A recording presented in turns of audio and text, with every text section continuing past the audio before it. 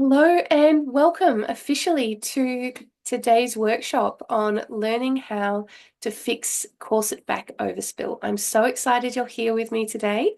If you don't already know me, my name's Luana and I'm the corset maker, designer, owner behind the label Vanyanis, which has been around for quite a while now, nearly 16 years. So Hello. Thank you for joining me. Now, before I dive into the presentation today, because I have a lot to cover, there was a little kind of encouraging note I wanted to say at the start before I start the presentation. So if you can, I really want you to imagine something for me. I want you to imagine that you've just completed your very own custom-made corset that fits you perfectly. And I want you to picture that feeling when you lace it up and everything is fitting how you want it. It's not digging into your upper back. There's no overspill happening. It's like giving you a beautiful, sleek silhouette and like just that sense of accomplishment and pride and I guess empowerment you feel when you put on something that fits you properly, but also you've made this thing yourself. So I want you to imagine that because my goal for you today by participating in this workshop is to conquer this challenge, which is corset fitting, and overcome this very common problem, which is, you know, a lot of corsets give a lot of different people overspill at the back, and it is a fixable problem. It is not something that you have to live with, and that's partly why I'm running the workshop today. So the reason we're all here is to conquer this skill. Well, my reason of being here is to teach you this skill so it's no longer a fitting issue for you. Um, but I just wanted to kind of acknowledge that it can be really challenging learning a new skill depending on your learning style. I've done my best to put together a presentation to kind of address different learning styles. But there is going to be a Q&A at the end. So if there's anything that hasn't quite clicked for you, hold your question. And at the end, I'll open up for questions. And if you need me to explain something in a different way, please don't think you're silly. That's just, we all learn differently. And sometimes we need to hear something repeated again, or we need to hear it explained in a different way. And my job as a teacher is to ensure I am meeting your teaching needs. You're not trying to adapt to me. It's my job to adapt to you. So there will be time for questions at the end. Now, if you've only made a few corsets, or when you do make corsets you're on a really tight budget, it can be a little bit daunting when you start embarking on a new project. You can be quite worried that you're going to waste materials if things don't turn out how you want. Materials aren't cheap and we don't want to waste things. I just wanted to kind of acknowledge that struggle because I've been there too. It's just one of those things that you've got to overcome, but all corset fitting problems can be fixed. It is possible to fix any fitting issue. And it is not your body that's the problem. It's that the corset doesn't fit your body properly. And it is our job as corset makers to wrangle that corset into submission and make it be the shape your body needs it to be, not the other way around. Because all bodies look great in corsets when they fit them properly. Sorry, when the corsets fit their bodies properly. So corset fitting is such a huge topic, and I could deep dive into this for probably weeks and weeks at a time. So what I wanted to do with this workshop is, instead of just giving you a bit of kind of surface level general advice where I give you like a couple of hints for this section of the corset and a couple of hints for that section of the corset, I wanted to do an actual deep dive where we really go into all the nerdy fitting details, and I could do like a whole lesson on just fixing one issue, so that my goal for this and for you is at the end of this workshop, you leave confident and completely confident in how to tackle this issue, knowing the different approaches and the different ways you can overcome this fitting issue, and just give you a bit more some more skills for your arsenal of corset making. So yeah, that's kind of my brief little preamble at the start. So I'm going to dive in and I'm going to start screen sharing my presentation.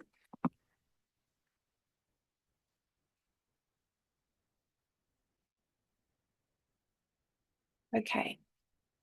Now, can everyone see that? Just give me a thumbs up,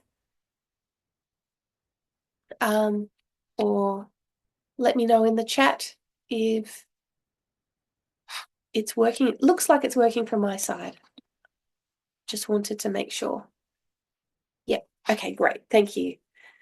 Thanks, everyone. Okay, so today we are going to learn how to fix corset back overspill. And by doing so, you can discover the art of corset fitting and achieve a perfect silhouette. At least at the back. I know there's like a host of other fitting challenges that people face, but that's a challenge for a different day. Today we are focusing on the upper back part of the corset. So just briefly, I'm going to go through what we're going to cover in the workshop today. So I will do a little welcome. Then we're going to talk about what is back overspill, then what causes back overspill, how to fix it by a host of different solutions that you can temporarily fix it by posing, by lacing your corset differently, by trying a different corset pattern if the one that you've tried is not right for your shape. Then we're also going to go through how to adjust a mock-up.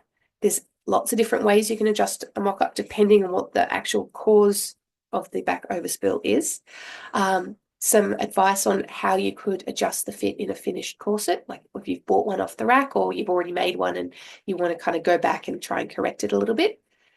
Also going to discuss that you can fix back overspill whilst still supporting the bust. I know it can be a little bit of a myth that if you've got bust support at the front, then it's kind of going to dig into the back. That is completely a myth and it is completely fixable. And I'm also going to give you some tips on how to do this if you are fitting a corset to yourself by yourself with no one to help you. And then at the very end, we will do a Q&A with whatever time we have left. So I'm aiming for this workshop to go for about 90 minutes. I'm going to do my very best to keep myself on topic and getting through the content as quickly as I can because I have packed a lot into this presentation today. And at the end, I will answer as many questions as we have time for. So I mentioned before I started recording today, but this workshop is being recorded and I'm going to make that recording available to you over the coming weeks. So if you have to leave early or your internet drops out or something like that, you'll still be able to kind of catch up and watch it again or finish watching it depending on what your scenario is. And if you are watching the recording because you couldn't be here live today, welcome. Thank you for your time. I hope you enjoyed the recording. Just while I'm getting through the presentation, I would love if you could keep your microphones muted. I don't mind if your cameras are on. It's nice for me to see you and know that I'm not just talking to myself in an empty room. But there's no obligation to have the camera on. Save your questions until the end if you can. And a couple of people asked me via email before this workshop started why I'm running this workshop. I'll just very briefly explain why. A couple of weeks ago, I put out a survey to my mailing list and some of my followers on social media asking them what their number one corset making question was. Because I've been working on an online course for the last 5 years and I kind of just wanted to make sure that I'd covered everything that people might want to know with what is going to be in my course. And I had so many responses and it was so helpful. And, there was a few questions that people asked that kind of I hadn't thought of myself. And now I can kind of fill in those gaps. And I just found it so helpful.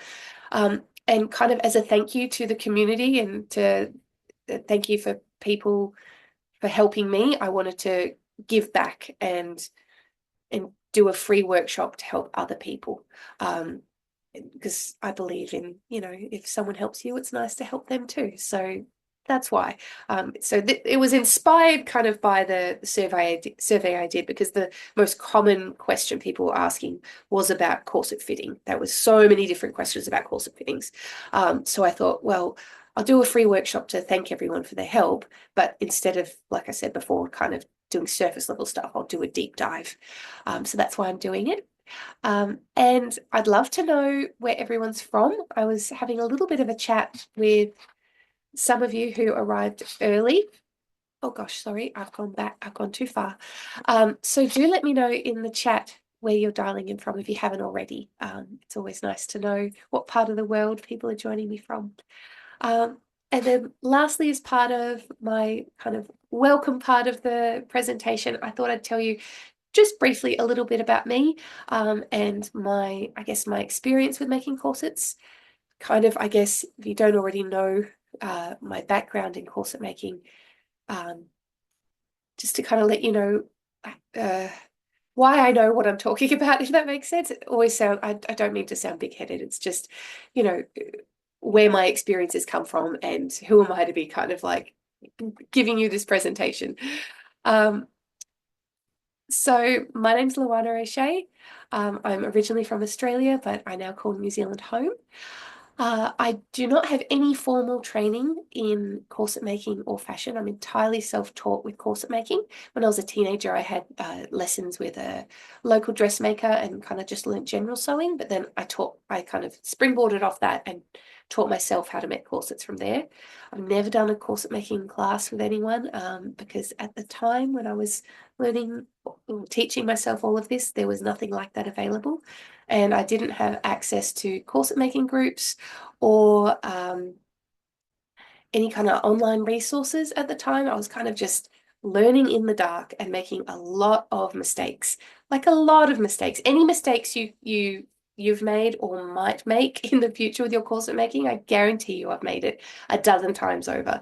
But being a recovering perfectionist, that really taught me, or that really kind of forced me to assess my work and come up with solutions and methods to improve my work over time. And over the years, I just gradually got better and better and stopped making quite so many mistakes. I still make mistakes today because that's just part of sewing, and mistakes happen at all levels, regardless of whether you're a beginner or someone who's experienced. But I'm happier with my work now, and I'm confident in my making now. My label Vanyanis was founded in 2008, which is 16 years ago, which is that 16? No, yes, 16 years ago, which is, I can't believe it's been that long. I have been teaching for 10 years, specifically corset making and a little bit of embellishment, but over that time I've helped hundreds of people learn how to make their own corsets. And a benefit of that is that I've also helped hundreds of different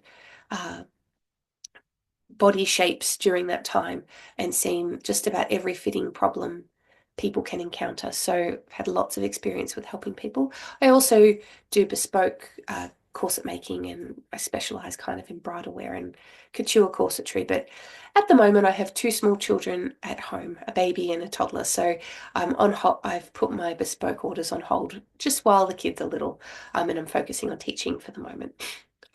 If you've heard of it, I also work as a mentor at Foundations Revealed, where I've been helping people with their corset making and their sewing for the last 7 years. So I help admin a private Facebook group for the members there, and I also do monthly workshops, kind of like this kind of thing every month. So I guess I've got lots of experience in teaching online after 7 years there.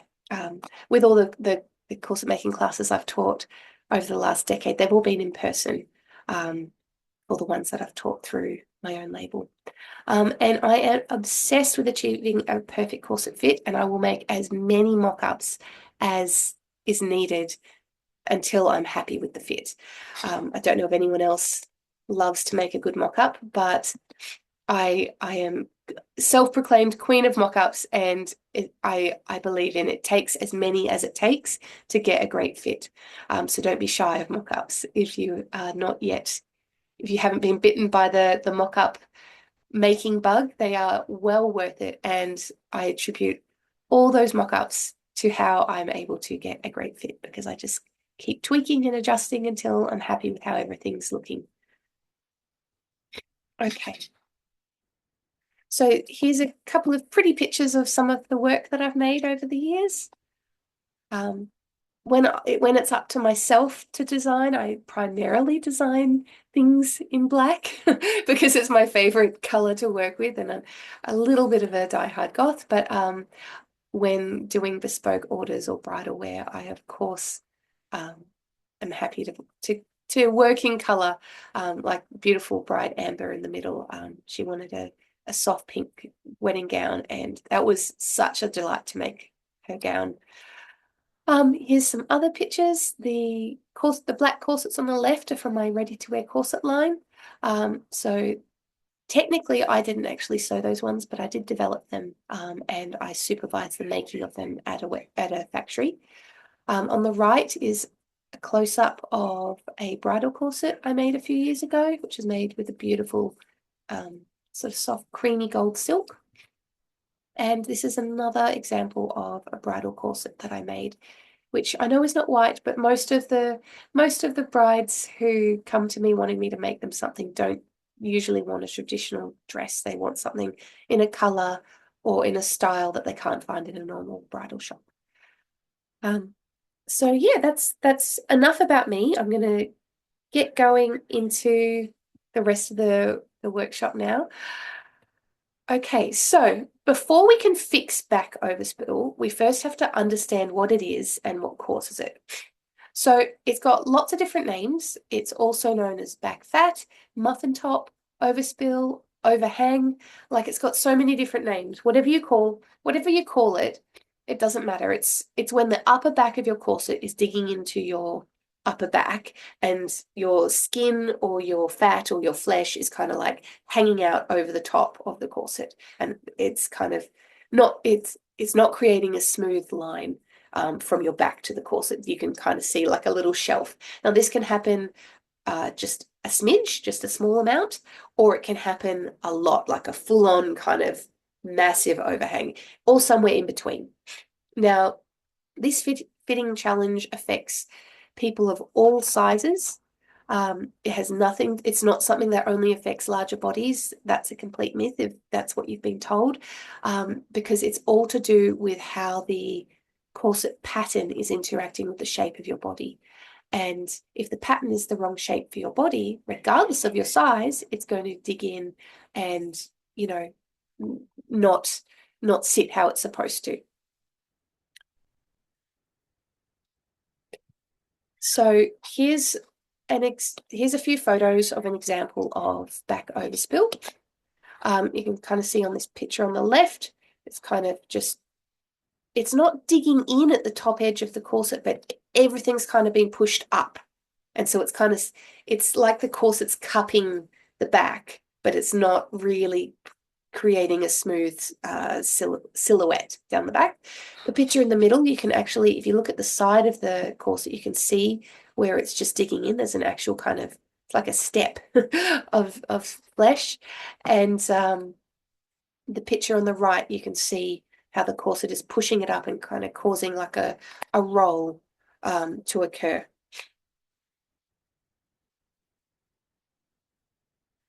So there's a few different things that can cause back overspill. So this is what we're going to cover in this section. So basically, the shape of your back versus the shape of the corset pattern are not the same, and that's causing issues. It could actually not be the corset at all. It could be the bra band, elastic digging into your body, and then kind of causing, I guess, indentations into your torso, or causing rolls, or, you know, it's just not sitting flatly. It's not actually the corset at all. It could be that the top of the corset is too tight, or it's too tight lower down and it pushes everything up. It could be a combination of the bra band being tight with a corset back that's too low, and there's kind of like a everything kind of gets kind of wedged up, and you end up with all these pressure points from like the tight elastic and the corset being tight and low, and then you just kind of get a little bit, it gets a little bit messy at the back sometimes that way. Or it could be that, say, the corset is exactly the right measurements for your body, but it's just proportioned in the wrong way. So maybe there's too much room at the sides and not enough room at the back, even though the measurements add up with the measurements of your body. So there's a few things that cause it, and I'm going to go into these in a bit more detail now. So first, we're going to talk about your back shape, and I really want you to try and, well, if you're with someone, you can look at their back shape, but like imagine the shape of your back from the waist up to, say, your armpit, regardless of whether you're bigger at the waist or smaller or the same. Generally speaking, your upper back flares out compared to the waist point at your back, because your shoulder blades are there and they protrude out. If you look at this picture on the right, you can kind of see a bit of that curve. Obviously, both these people are wearing corsets, so their waists are a little bit more accentuated than they would normally be, but you can see that there is a flare to the upper back. And what happens with a lot of corset patterns is that if you were to look at the back panels of the corsets, this picture on the left, the panels are just kind of straight and they're just going straight up, and they're almost just like rectangular in shape. And if you compare that to the diagram on the right, where you can see those pattern pieces are flaring outwards, the pattern on the left will pretty much give anyone back overspill. I mean, of course, there will be someone who it doesn't, but as a generalization, it will nearly always give back overspill. Whereas a corset pattern, like I've demonstrated on the right hand side, that flares out, that is kind of following that flared shape of the upper back. It's following the shape of the body, and that's less likely to cause any overhang. Even if your corset pattern pieces are that shape, you might try it on and you still might need to adjust it. But generally speaking, the kind of the shape of your panel pieces that you're going for is something more to the right if you're wanting to prevent overspill. So these three panel pieces are panel 4. This, can you see where my mouse is pointing? This would be the side seam of the body, like underarm, and this would be the center back, and then that would be mirrored on the other side. So it's kind of only half the back. The back of this particular pattern would have 6 panels across the back and then 6 at the front. So yeah, when you're looking at your pattern, try and imagine it in 3D. And you can even, if you wanted to, you could even tape those panel pieces together so you can kind of see a 3D model of your paper pattern and just see, is that looking like it's a back shape, or does it look a little bit straight? Like, is it just a column at the back? Because our backs are not columns. They, even if you don't have a waist that goes in, if you have a straight shaped waist or a waist that goes out, your shoulder blades still protrude out and your shoulders are still going, they generally do flare out. Of course, there are different bodies, everyone is a different shape, but generally speaking, that's kind of a little bit of the theory of pattern versus back. Are you with me so far? Is that making sense? Let me know in the chat. I'll try and keep an eye on it. Okay.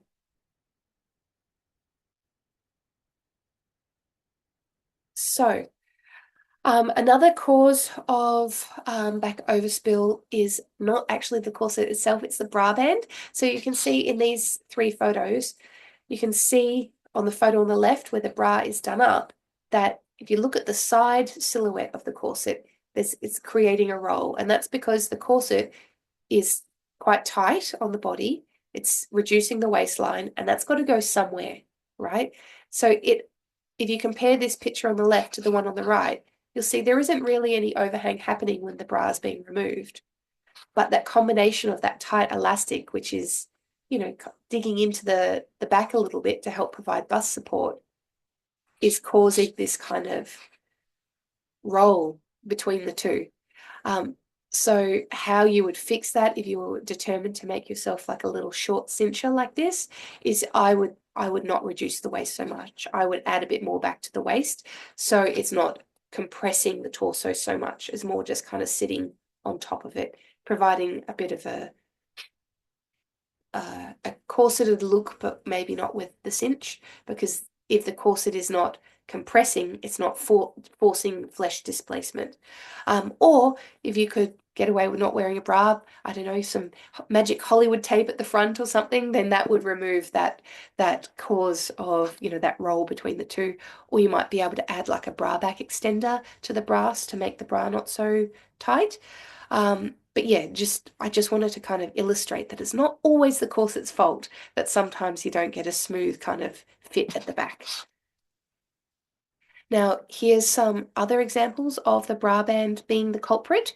So for the picture on the left, where the person's wearing a mock-up, it's a bit hard to see because it's a black singlet, but you if you look kind of where my mouse is pointing, there's a little divot where the bottom of her bra band is digging into her back a little bit. So it's kind of creating like a little roll. But the corset itself is not too tight in the upper back. It's just there. It's just providing a bit of firmness to the torso, and it's combining with the bra band.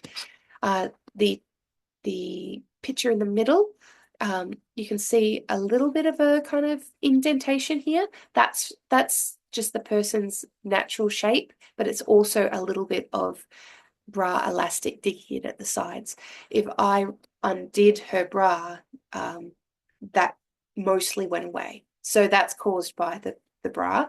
And then the one on the far right, again, similar kind of problem to the mock-up picture on the left. You can even see the bra poking through her t-shirt. The corset itself is not causing any indentations. It's just the elastic from the bra. So, you know, how you can conquer this is, you know, depending on your bra size, you might be able to find like a long line bra that will go further down your back and be a bit more smoothing, or some kind of shapewear or something to help smooth that out. There's a few, you know, you've got to look to different undergarments to solve this particular issue. Now, another cause of back overspill, and this is probably the most common one, is that the corset is too tight. The first three pictures on the left show the same person, but just from different angles. You can see that it's really causing quite a bit of overspill. And this picture on the right, it's hard to see because she's wearing a black singlet, but there's just a little bit of overspill happening in this picture. I wanted to kind of show you the two extremes. Like, it doesn't have to always be this huge amount of overspill. It might just be just a little kind of, just a smidge that it's overspilling. And it can happen somewhere in between or not at all. Here's some other examples of the corset being too tight in the upper back. The picture on the left, it's causing a shelf. I've shown you this picture before. And then the two pictures on the right, they're the same person. It's kind of just digging in all around. It's not so much a shelf at the side, but if you look at the corset from the side view, you can see that it's like overhanging kind of backwards rather than sideways. Whereas the person on the left, it's overhanging backwards and sideways. It's a bit more of a extreme version of that problem. Another cause of overspill is that the corset is just the wrong shape for your body. So I'm going to show you the solution to what we did to fix the corset for this person a little bit later on. But what the problem is here is that the corset is too tight, kind of in the center back, and a little bit too loose at the sides. And it's just kind of pushing everything up and almost cupping the flesh, almost like a bra cup. But that can be corrected too. Just because it's not digging in at the top doesn't mean it's the right shape for you. Or sorry, it doesn't mean it's not the wrong shape for you. It can still be corrected and adjusted. Or it could be a combination of the bra band being too tight. If you look here at the side, you can see where the bra band's digging in, and the top of the corset is also too tight. So it's like, it's a double whammy. It's two things causing the issue. Excuse me. So now we're going to go through how to fix it. So hopefully you've got a better idea of all the different things that cause it. And when you are assessing your own corsets on yourself, now that you've seen these examples of what of the different things that can be causing back overspill, hopefully it helps you identify what's going on with your own corsets and helps you work out how you need to fix it. Because I'm going to go through the fitting solution to all those different issues that I've just shown you. So, how to fix back overspill. This is what we're going to cover in this section. So, posing. So if you're at a photo shoot, you can just pose differently. You can lace the corset differently. You could try a different corset pattern. We're going to also go through how to adjust the mock-up or toile, and we're going to cover the corset being too tight, the corset back being too low, the corset is too tight and too low, and the corset is the wrong shape. So I'm going to give you kind of examples of each of those.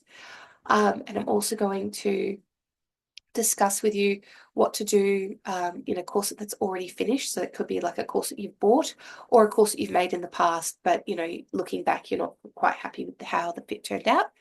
And I'm also going to go over how to support the bust and then how to achieve all of this alone. So that's still what's to come. So the power of a pose. The picture on the right, you can see her arms are down. This person has a bit of asymmetry in their back. If you look to the right side of the corset, you'll notice that there's quite a bit more to the corset compared to the left.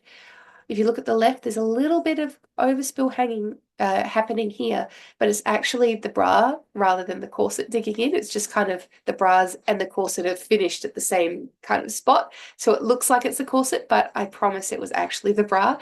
But if you compare her pose with her arms down to the pose with her arms up, when you raise your arms, it stretches everything out and smooths it out. So if you were wanting to take some nice photos of a creation that maybe just didn't fit perfectly, not exactly how you wanted, you can raise your arms up and you can smooth your back out and you can disguise that fitting issue. It doesn't work so much in person. If you're wanting to wear it to an event, you might want to like wear a shawl or a little bolero shrug or something like that if you want to hide it. I mean, there's nothing wrong with not hiding it or showing off a bit of overspill. It's just bodies, right? Clothes interact with bodies in different ways and these kind of things happen.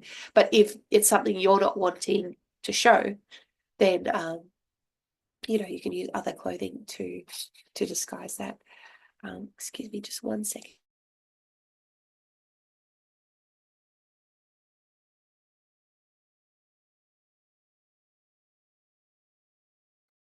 Thank you.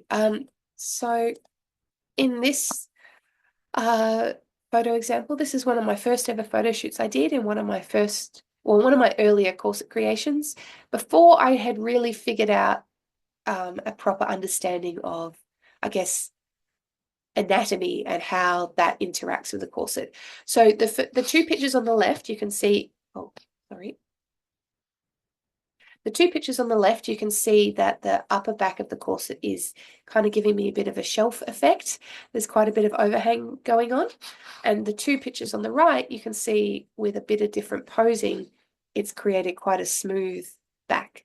So if you are looking at other people's work, say you were going to commission someone to make you a corset, look at photos of the back of the corsets and of their work and see how the person is posing. Because if they've got no photos where they're showing like this smooth kind of silhouette with the arms down by the side, then that maybe is an indication that most of their corsets are giving back overspill. It is a hard thing to know how to fix, especially if you're self-taught or you don't have a lot of experience with fitting different body shapes and sizes.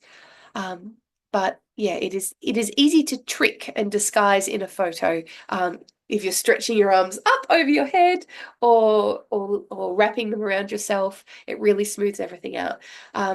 But sometimes things, despite our best efforts, just don't turn out how we want. And maybe you've booked a boudoir photo shoot, or you're doing something special and you want it, you've spent weeks and weeks and weeks working on something and you're proud of it, even if it's not perfect. Like you should be proud of it, even if it's not perfect, because there is no such thing as perfection. We strive for it, but no one ever actually meets it. You can still take and get a nice photo of your work with a little bit of creative posing. Another way you can kind of do like a temporary fix is to lace the back of it into a V shape. I couldn't actually find a photo of my work where I'd done this. So I've just done a little bit of a kind of mock-up in Photoshop on the right there. But basically, instead of keeping the corset lacing parallel at the back, regardless of how much overspill that's giving you, if you lace it into a V shape, you're giving yourself more room in the upper back. And that can usually minimize or sometimes even remove the overspill issue. And I mean, the V shape looks quite nice. I mean, that a lot of wedding dresses deliberately have like V shapes lacing at the back. So it's just a different way of lacing it. And this can be really helpful in a ready to wear corset that you might have bought, or in one that you've already finished for yourself that you're just not quite happy with. Don't feel like you can't use the lacing to adjust the fit. That's kind of what it's for. The goal is to have it parallel and to fit you properly everywhere, but if that's not possible, then you use that lacing to your advantage and you make it work. Okay, so sometimes if you have bought a corset pattern, and you try it on and maybe it does what it's done for this person here, maybe it's just entirely the wrong shape for your body. Because to correct this fitting issue, it is possible to correct this by adding more room to the upper back and possibly even raising the back of the corset up as well. You need to do both for this. Maybe it might be worth your while just trying a completely different corset pattern and seeing if that gives you a closer fit, or something a bit closer, so it's not going to be so much of a challenge. So, for example, this is the same person in a different corset pattern with no adjustments made to the pattern. So this was her first try on of this one, and this was her first try on of that one, and both straight out of the packet. And that's comparing the two in the same photo. Now, I'm not trying to sell stuff, so but the corset mock-up in the middle is actually from my corset pattern that I developed, the Erin underbust pattern. When I started teaching corset making a decade ago now, I used a bought pattern, which I used with permission from the corset maker. I pay per copy per student, for example. But I was finding that every student was having a lot of struggles with back overspill. So I decided to develop my own pattern and take what I knew about what I'd learned about back shape and kind of try and create a pattern that would make it a bit more easy for beginners to achieve a great result without quite so much struggle. And thus I developed the Erin underbust pattern.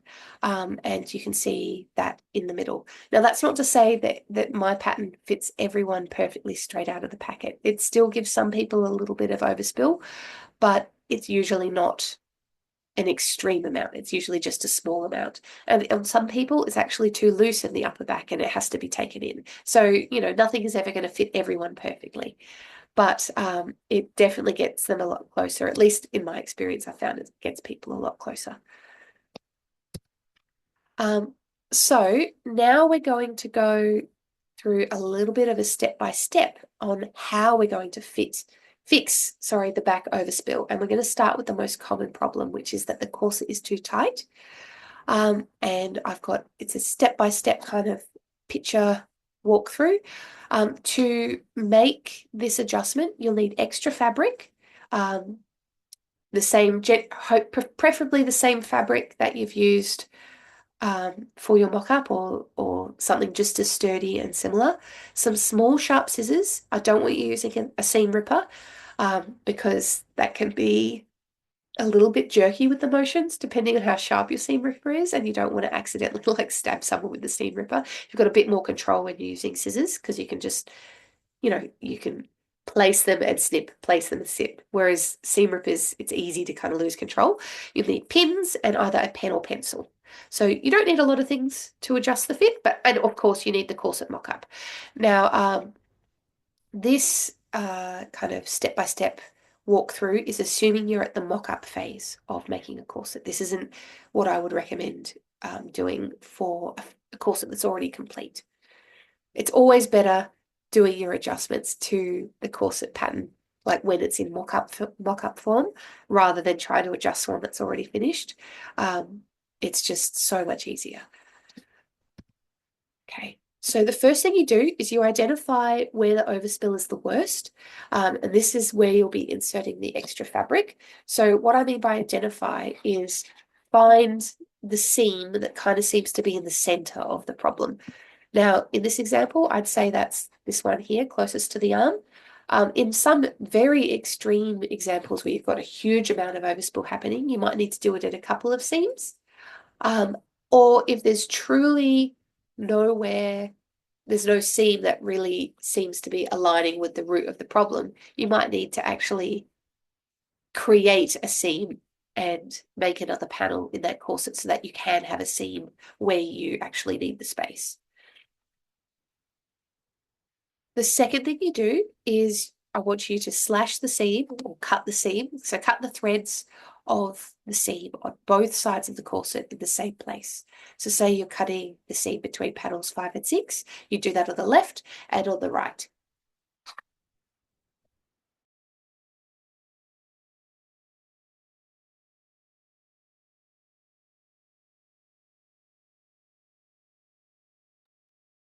So very carefully cut the seam with your sharp scissors. Do a little bit at a time. So how far down you go depends on how big the problem is. So it might just be 5 centimeters, a couple of inches, or you might need to go all the way down to the waistline or somewhere in between. So I would recommend maybe starting with, say, an inch or two. Have your arms down by your side. See if it's still creating a shelf. If so, maybe cut another centimeter or half inch. Assess and keep just kind of working your way down a little bit of a time. Sorry, I'm getting my words tangled. Keep working a little bit down, just a little bit at a time on both sides of the corset, because you want to make sure that the lacing is staying straight. Often, kind of a disclaimer, often in my in-person classes, I'll just do the adjustment usually on one half, but that's because I'm doing the adjustment and I know what I'm looking for. But if you're new to doing these kinds of adjustments, or you would just want to 100% guarantee that there's going to be no surprises in the finished corset, doing the adjustment to both halves of the corset is recommended.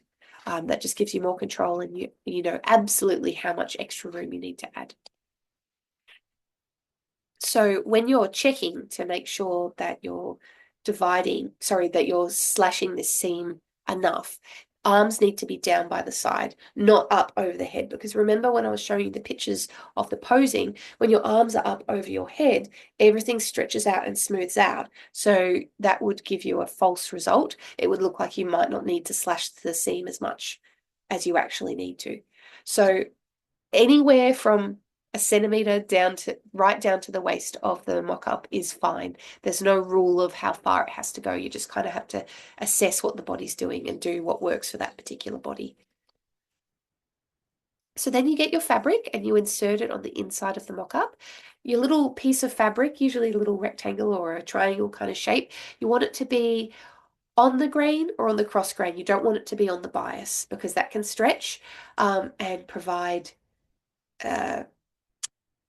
another kind of a false fitting, because like once you transfer these changes to your pattern, this extra fabric is just going to be part of those panels either side of it. So we don't want to be inserting a bias piece of material because that will stretch and the finished thing won't be on the bias and it won't stretch, so that won't give you an accurate result. In order to kind of wedge that bit of fabric in, you might want to get the person to stretch their arm up because that provides a little bit of space just so that you can tuck it in and then you can put their arm back down. Now the arm goes down. There's a lot of arms going up and arms going down when you're fixing this issue. So move the arm down by the side and then assess how big the insertion will need to be. It might be a little bit, it might be a lot, not sure. You'll know when you're doing it. Then lift their arm up so that you've got space to work, because that will provide a bit of a gap, and then secure pins down one side of that inserted bit of fabric. Then you put their arm back down again.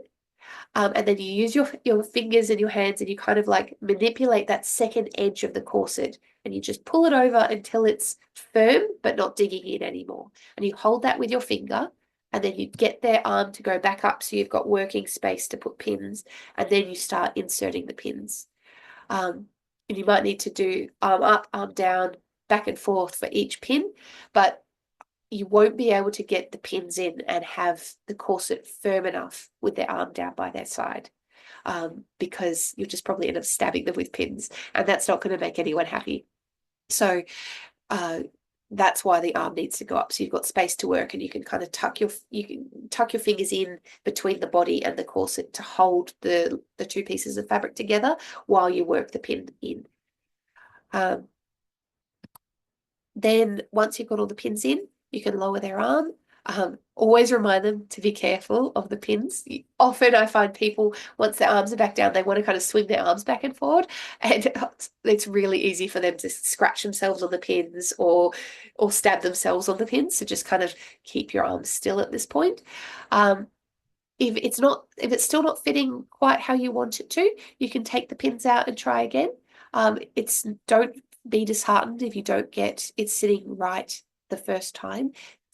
Fittings do take time, and it does take a bit of kind of faffing about and trying new things. So don't be shy about taking out that second line of pins and trying again if you haven't got the result that you wanted. The shape that inserted wedge of fabric, the shape that you end up with might be a triangle, or it might almost be like an oval, or like it might go in a little bit more at the top and kind of go out lower down, depending on how far you below or how far down that seam you've split the seam, and what that body needs and where it needs the extra room. So it don't have any expectations of the shape that inserted piece of fabric should be, because there's so many different shapes it could be. It just depends on what the body needs. But yeah, don't feel like once you've done that first kind of insertion with pinning it in place that's it, that's done now. Really kind of take a step back, assess if you're happy with the shape you've created and if it's doing what you want it to do. And if it's not, try something different. And you just keep doing that until you're happy with it. Now do this on both sides of the corset, and you want to try and make sure that that lacing gap is staying parallel, and that the insertions should be about the same size on each side, unless the person has a lot of asymmetry in their body, in which case the left side and the right side will be different. Now, I just remembered something else I wanted to say. When you're doing this adjustment, you want to make sure that your corset is laced with the lacing gap parallel, if that's your aim for your corset, if you're wanting the lacing gap to be parallel. If you are trying to do this adjustment with the corset laced into a V shape, you won't really be able to assess where that extra room needs to go. So to do this, the lacing gap should be parallel. There can be a gap, or the corset can be closed. It doesn't matter what, but it should be parallel.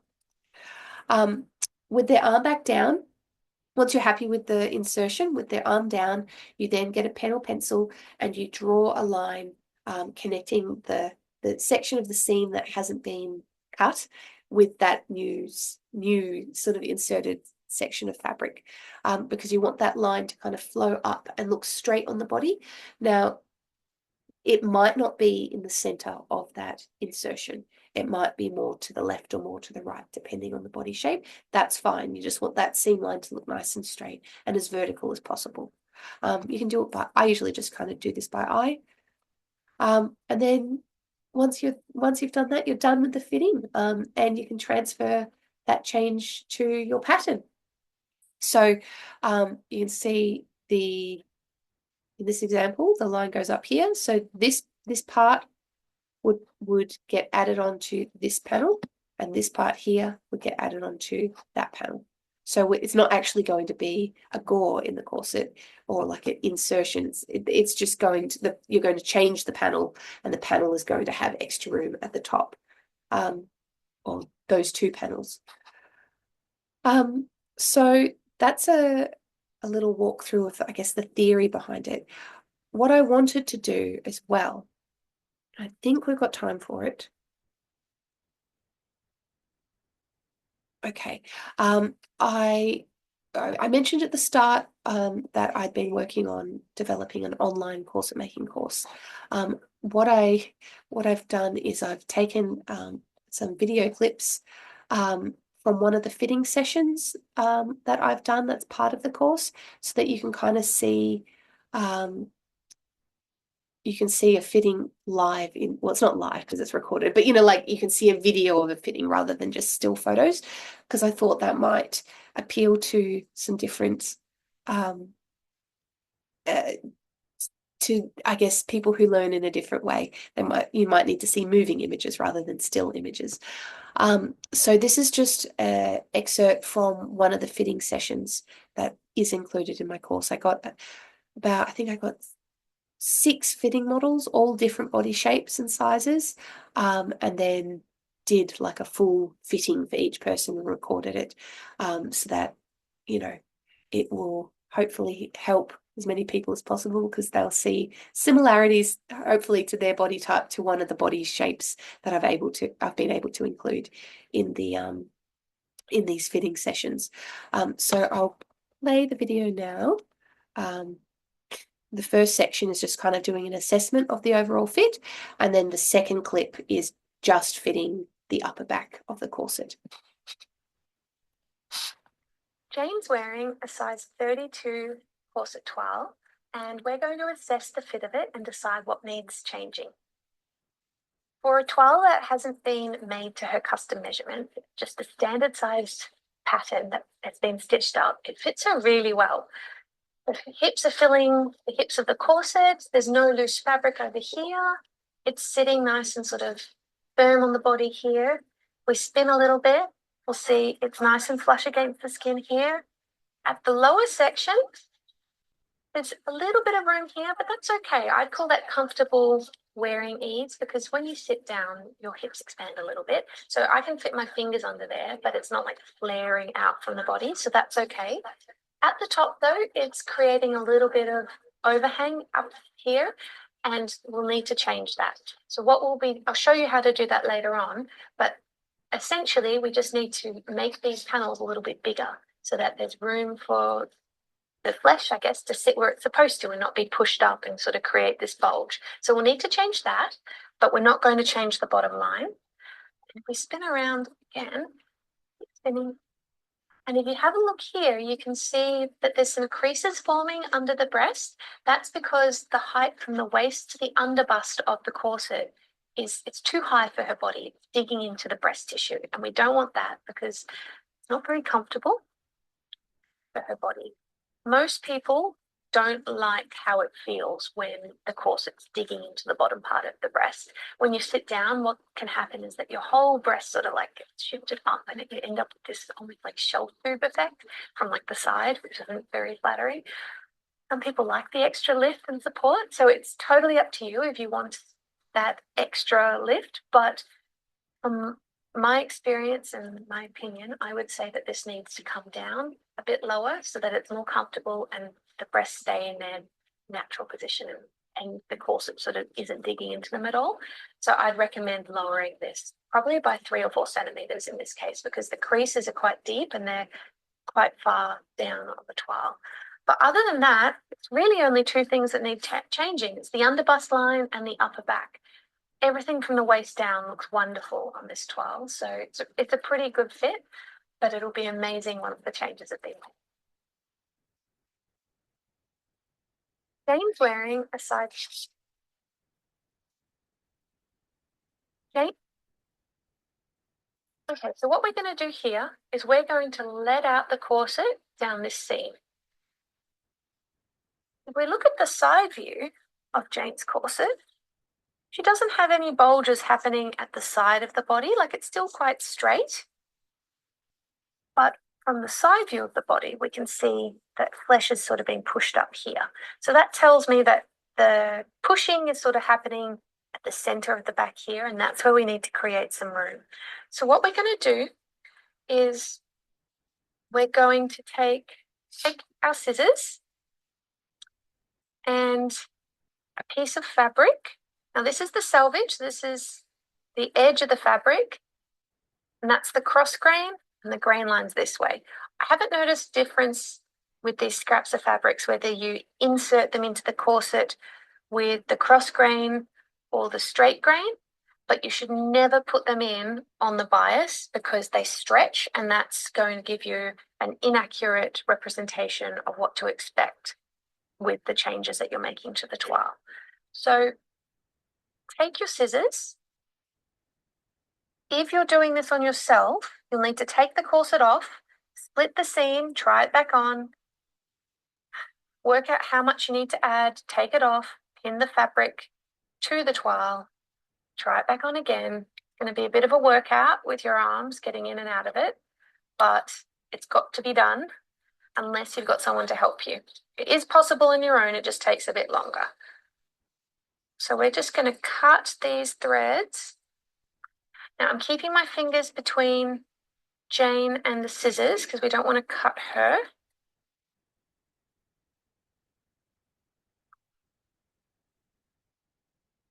Just cut this. So that extra fabric, that's just the facing.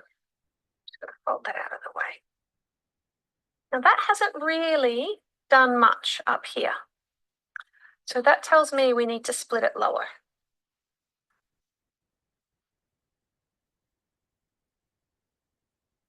Notice how it's still all fitting. It's still fitting okay. It's not like the whole corset's popping off the body.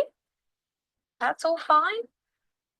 But see here, see how this is starting to sort of settle a little bit? You can see the bulge over here from the flesh being pushed up, but on this side, it's not there anymore because we've opened it up and we've created a bit of space so that the flesh can sit where it's supposed to be sitting on the back. It's not being squished about. So that's starting to look way better. And this is the waistline here, and this is how low I've actually split it, nearly to the waist. We could split it a little bit more. It's going to be hard to get the fabric in, but we can go lower if we need to. On some people, if this effect over here is even more extreme, you need to split it right to the waist. On Jane, though, we don't need to do that, only nearly to the waist. It's about 3 centimeters above the waistline. But see this bit here, nice and smooth, but there's like a bulge over here. So that's how easy it is to perfect the fit. So now I'm going to work out what I need to do. So I'm going to hold that tight and I'm going to hold that so the fabric is flush against the skin up there, like this. And you can see that's sort of telling us how much extra we need to add. And sometimes this can be way more than you think it's going to be. In this instance, it looks like we're going to need to add 3 centimeters to that back. Quite a bit. On some corsets I've seen you've needed to add 6 centimeters of ease just to 1/2 of the back to get rid of this issue. So it doesn't matter what it measures as long as the fabric is sitting flat on the body. Lift this arm all the way up. Get your fabric. Insert this.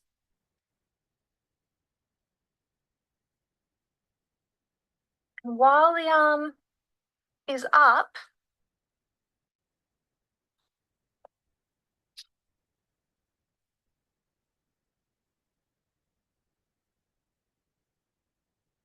we're going to pin this in place.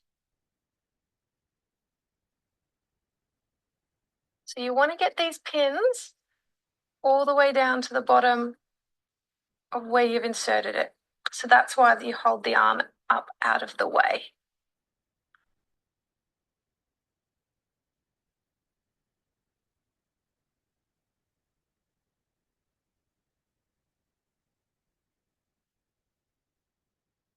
Your arm back down.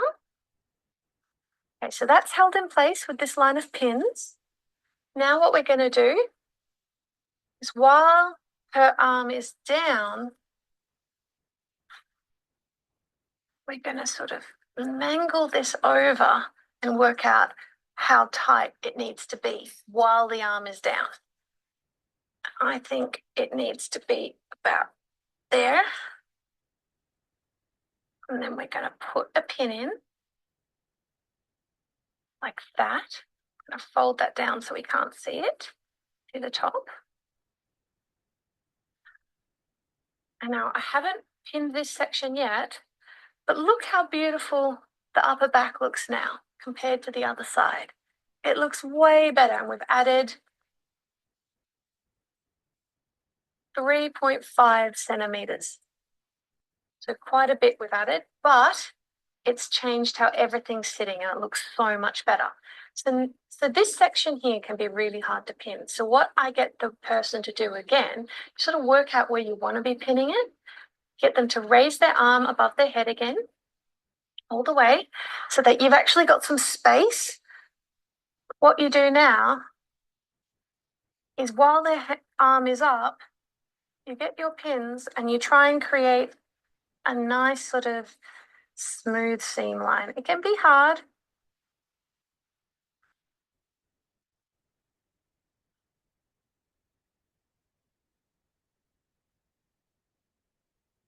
See how See how that's sitting a lot straighter now on the body? It gives us a pretty good indication of how much we need to add. So I'm going to add one more pin just to hold it in place.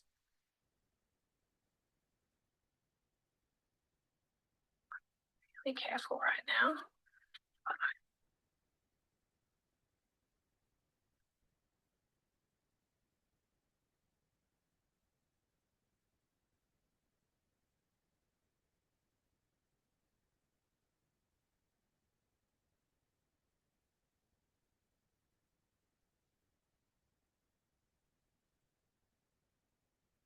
Want lots of pins to secure this so that it doesn't fall out. Okay, arm down for me. Wow, that looks way better. If I fold that down, you can see how this bit is sitting smooth. And if I angle you this way a little bit, you can still see, no, this way, let me move you. See, there's still a bulge over here where we haven't let it out yet, but this is sitting a lot better. So the final step is to get a pencil and redraw in that top line to whatever looks nice. Yeah, to connect, sort of reshape this. And then while it's on the body, it's a really good idea to sort of try and straighten this line, whatever looks straight on the body. Sometimes you can use a ruler if you're doing this on someone else, or you can just sort of sketch it in by eye.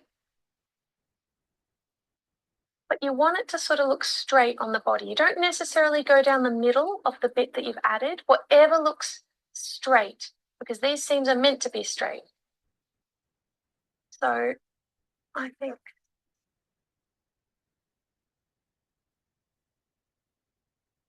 you have to do this bit while the person's wearing it. So we've got that new seam drawn in now. So we know what angle that seam is going to go. So most of the extra fabric has ended up being added to panel 5, but we've still got a little bit added to panel 6. And we've redrawn in that top line and we've let it out. And then this is all sitting beautifully. So that's the basic principle of how to fix the upper back issue.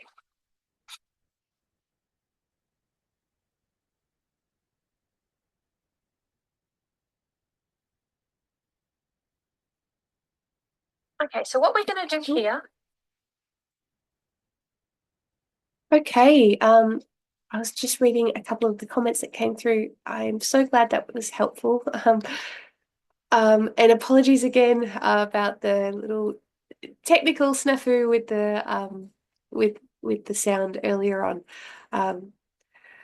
but thank you for your understanding. Okay, so that was just a short clip from one of the fittings that I've done for the online course that I've been working on kind of off and on for the last 5 years, but I go into just as much detail with every other fitting issue you could think of.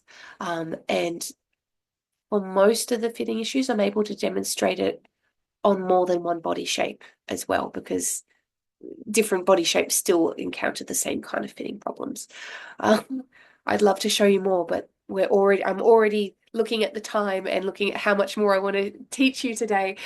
So that's all I've got time for today from those video excerpts. But I'm glad you enjoyed that, and I'm glad it was helpful. So I'll just briefly um, there was actually a really good question that's just come up. I wanted to save all the questions to the end, but I'll answer it now. Jill asked, is it possible that the vertical line you've drawn in on the left might shift once the same adjustment is done on the right side? Yes, it's possible. I would say, I mean, in that example, I was just fitting one side so that you could kind of see the before and after in the video, but I would say hold off drawing the line until you've inserted the fabric into both sides of the corset, and then draw the line, and then you know it'll be straight. But if you've drawn the line and then you notice that it's not quite straight, get a pen in a different color, like maybe red, and then you can just redraw it. And then when you know when you take the corset off the body, it's the red line you've got to follow, not the black one or the pencil one. And there was also some comments or questions that were coming up earlier in the chat. I noticed about the boning. Yes, the mock-ups always have to be boned. And my preference is to put the bones in the middle of the panels, not on the seams for the mock-ups, so that the seams are free to be adjusted. Because if you put the bones on the seams, where they'll be in the finished corset, it's really hard to get pins in and to slash seams and insert fabric or pinch extra fabric away. So that's why the bones are in the middle of the panels on my mock-ups. Yes, Sarah said, may it move the other panels from being straight? For example, the seam between 3 and 4. Sometimes it does, and you might need to redraw those seams and reposition some things.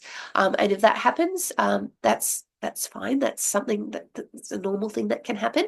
But I would do like a second mock-up to check that all your correction and all your straightening of all those other seams has worked. Because once you start having to make those kind of adjustments to multiple panels, it's always worth checking to make sure that all those changes have come together exactly how you want them. All right, I better keep going with the presentation, but I promise I'll do some questions at the end. Okay, so this is just some more photo examples of mock-ups that have been adjusted where the upper back was too tight. So in this example, there was only a very small amount added. I think it was maybe a centimetre to the upper back, and it wasn't split down very far. It didn't need a lot. It just needed a little hint of extra, a smidge of extra room to get a great fit. In this example, you can see that this person actually is the same person who was in the fitting video I just showed you. She very kindly came back and offered to be a fit model for my recordings, which was really kind. But this is a different pattern that she's wearing, which is why it needed so much more room, because it wasn't as well suited to her body just straight off the paper. So in this example, you can see I've slashed it nearly to the waist on this side. I've pinned it in place and inserted it. Now on this one, we've had to add 5.5 centimeters of extra space per side. And in the video example with a different pattern, we only needed to add 3.5 centimeters. So the pattern in the video was my Erin pattern. So it was an improvement for her, but it didn't completely solve the problem. And that's okay. Like, you know, no pattern is going to fit everybody perfectly straight off the paper, but it was less, we needed to add less fabric because there was already more fabric to begin with. And this is her finished corset. And you can see, if you look at the picture on the right in particular, there's no overspill happening at all. It's just following the curves of her back rather than making new curves on her back. It's following her back as it is. And I think she looks great. In this corset, you can see she's just got bones on the seams, and there's a few little wrinkles kind of happening in the middle of the panels. If we put a bone or two in the middle of the panels, all those wrinkles would smooth away. But that's all that we were a bit pressed for time, so that's all we had time for in this particular class. But extra boning in this instance would smooth that right out, which is a side tangent, and I need to stay on topic, but I just wanted to throw that out there. Okay, and this is another example of the corset being too tight and how we fitted it. You can see in the picture on the right, we've slashed it right down to the waist in this example, and I think we probably added about 6 centimeters at the top of this kind of insertion. So you can see there's, and this is the finished corset. So this is the mock-up, and this is the finished piece. And you can see that it's not digging into her body at all. There's a few little creases happening at the side of her dress, but that's from her bra band, not the corset. But it fitted her really well, and she loved it, and she felt great in it. And yeah, I think she looks fabulous. But yeah, hopefully that just shows you the range of adjustments that you can do for when the corset is too tight. It might only be a little bit. You might only need to add this, slash the seam this month and add a centimeter of room. But a lot of the time you need to add 3, 4, 5, 6 centimeters, or sometimes even more. Sometimes you need to slash multiple seams if it's a really major problem. But often you can get away with just one on each side, but it is possible that you might need to slash more than one seam per side. Okay, so another adjustment that we can do is if the corset back is too low, and that's kind of exposing the non-smoothed back caused by the bra band, by raising the back of the corset, you can kind of disguise what the bra elastic is doing. I'd say the thing I see mostly commented about in some of the free corset making groups is if people have back overhang or back overspill, they'll say, oh, you just need to make the back higher. But it's not always true. Sometimes you need to make the back bigger and higher. And I'm getting to that next. But in this instance, the corset was fitting fine. It just needed to be higher, or the wearer wanted it higher to disguise those creases that were happening because of the bra. So what we did is we got a larger section of fabric and just kind of wedged it in at the upper back of the corset. We pinned it along the top edge and made sure, now obviously there's no boning in that extra fabric, so it's kind of divoting a little bit, but in person you can kind of just hold the tension for that fabric and just make sure it's following the shape of the body and not fighting it or causing any other issues. And then we just extended those seams up and drew a new top line of the corset. And where we positioned that top line was kind of right in the middle of the bra band. So not at the top where the elastic is on the top section of the bra band, and not at the bottom, right in the middle. And that just really helped to smooth things out. And you can see the finished result there. So, if we're really assessing how the clothes are sitting on her body, you can see the top of the bra is still digging in a little bit to her body, but that's a bra problem, not a corset problem. And this is an underbust corset, so we couldn't really go much higher than this without it looking, I guess, maybe a little strange. I guess it's in the eye, what looks good to one person doesn't look good to someone else. It's all subjective. It's what you like. So there's nothing stopping you making the back of your underbust corset as high as you like. But this person wanted the corset to sit about this high rather than even further up her back. So that's why we finished it there. But I think it's a vast improvement on the other one, on the before. And here is another example of the same fitting solution. So this person, you can see the bra is digging into their back, but the corset is not actually digging in at all. So we did the same thing. We inserted a wedge of material, and I'm sorry, but we drew it in like a blue pen, and it just doesn't translate in photos very well, I'm afraid. But we did the same thing. We pinned the fabric along the top edge of the corset and then extended up those panel lines with pen and redrew the top line. And then the corset on the far right is the finished piece. And that covered all the kind of indentations from the bra elastic. Now, here's an example of what to do when the corset back is too tight and too low. So the picture on the left is the before, and then the two pictures, or the middle and on the right, is kind of after we've done the adjustments. So what I did is I slashed one of the panels to make more room. Then I inserted the wedge of fabric, pinned it around that insertion and along the top edge of the corset, and then extended the lines up and kind of made it flow from the front to the back. In this example, it looks like I did it in the middle of the panel rather than on the seam. These photos are a little bit old now, so I couldn't tell you exactly why I made that decision, but it would have been because that's where it just wanted to go. Like it was kind of at the side back. And this is the after, and she looks great. I don't have a photo of her with her arms down, but I promise it did sit properly and it wasn't digging in when her arms were down. It's just she just felt fabulous and she struck a pose. And you know, she looks wonderful. But I am kind of breezing through the rest of the presentation at the moment, but I'm hoping that because you were able to really see a proper example of adding that extra fabric in video form and in the still pictures, that this is kind of just adding on to what you've already started to understand. Now, this is another example of what to do when the corset's the wrong shape, but it's the right measurement. So on the left, you can see where it's kind of causing this, it's like cupping the flesh of the back. On the right and in the middle is the adjusted corset.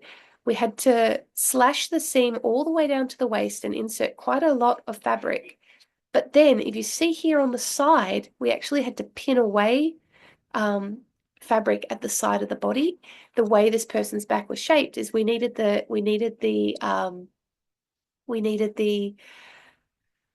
space at the back of the corset, not the side of the back. I think we might have ended up adding slightly more to the back than we took away from the side, but we didn't really add, like if you were actually to look at the measurements, it wasn't a huge, like the measurement on the pattern still kind of stayed quite similar. The shape just changed, and this is the difference. So the picture on the left is my Erin pattern, straight out of the printer, and then on the right is the shape that we had to adjust it to fit her. In my experience with using this pattern, it's actually quite rare that we have to do this. I think this is the only time I've ever had to make this adjustment for someone, but that just goes to show that everyone has their own fitting challenges and they're different, you know, all bodies are different. So you're constantly having to make adjustments to suit different body shapes. But yeah, they're very different shapes, but similar amounts of fabric. So don't be afraid if your pattern pieces maybe look a bit weird on the table, but it looks great on the body. It's what it looks like on the body is the most important thing. And this is the same person. It's a little bit hard to see because it's a black corset over a busy band t-shirt, but there was no overspill happening and she had a very smooth, you look kind of from the side, her underarm down to the waist. It was just sitting perfectly. Easier to see in person. I wish I'd made a little video of her maybe turning or something so that I could show you, but that's all I had in my photo album from this particular fitting. Okay, so moving along, What do you do if you've got a ready-to-wear corset that's giving you back overspill, or you've finished a corset and you want to go back and correct it? The solution is to add some gauze to it. So it's those wedges of fabric that we were inserting in the mock-up. Basically, you do that to the finished corset, like find a complementary fabric, something that, or it could be a contrast if you want, but you're going to need to insert a wedge of material into each side of the upper back of the corset. You can make a feature of it. You could just you could do some embroidery. You could add trims. You could add lace applique. You can kind of, you know, decorate it, you know, to kind of make it look deliberate if you want. Or you could try and disguise it and pick a fabric that's as close as possible to the finished thing. I don't have any photos of this because I hate doing adjustments in finished things. And I would much rather just make more and more mock-ups until I'm happy with the fit. So that's always been my approach, but it is possible. And if you were going to do it, I just want to, if this is something you wanted to do to just make it a bit more wearable. I mean, if you were making a corset that's going to be worn under other things, you know, you don't have to make a whole new corset. You could just add a gore because no one's going to see the finished thing anyway. If if you were worried about, oh, it won't look quite perfect, or it'll look like I've just had to kind of do a band-aid fix. Doesn't matter. Like it's an item of clothing that, you know, you're wearing to change the shape of your body. Let it, you know, just do what needs to be done. And you can always decorate it if you want to make it pretty. So, one second.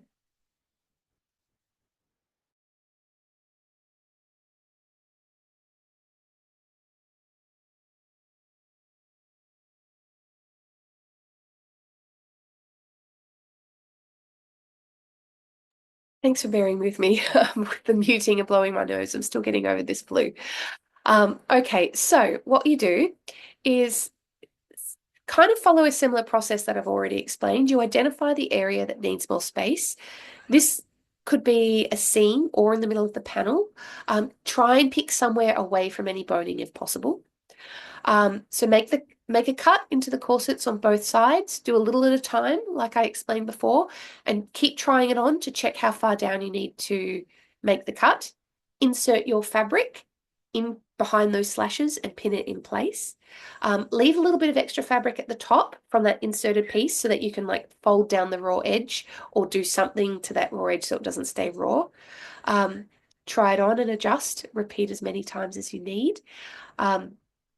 What you then do is once it's time to sew it, take it off. You can fold those, you know, the cut edges of corset in under themselves, and then repin it in position. Or if you didn't want to do that, if you didn't want to make that, if it was going to be too bulky, you could add a trim or something over those raw edges to sort of just to stop those raw edges from fraying in future. Or you could do like a really like thorough satin stitch, like, you know, like a really tight zigzag or something. Wouldn't look very pretty, but it would function just fine.